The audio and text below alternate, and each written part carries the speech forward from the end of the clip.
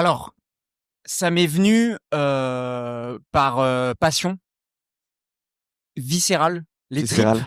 C'est-à-dire que la musique, c'est quelque chose qui me m'a pris au corps. Ouais. Et ça a été un moyen de liberté.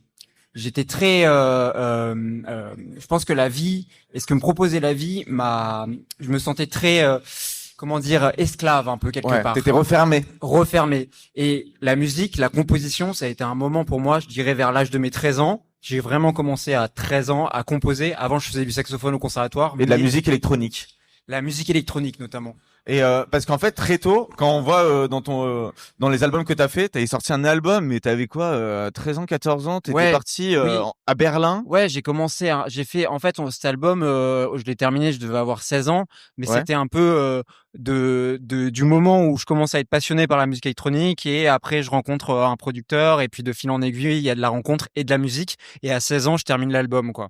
Autoproduction, la musique électronique sur ordinateur, puis rapidement avec un collègue Manuel Néré, vous avez fondé Ne pas s'attacher. Exactement. NPS. Et NPS, ouais, c'est un projet quand même qui a duré 4, 5 ans, Bien sûr, 8 ans même, je dirais. 8 ans, ouais. Bah, en fait, Manuel Néré, c'était mon meilleur pote et en fait, moi, je venais de la musique électronique et je venais vraiment de ce goût-là pour la techno.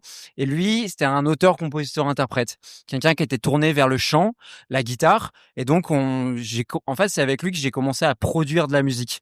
Et de fil en aiguille, la musique a donné des clips vidéo, a donné une envie de faire des concerts, a donné une envie d'aller plus loin que juste produire quelqu'un.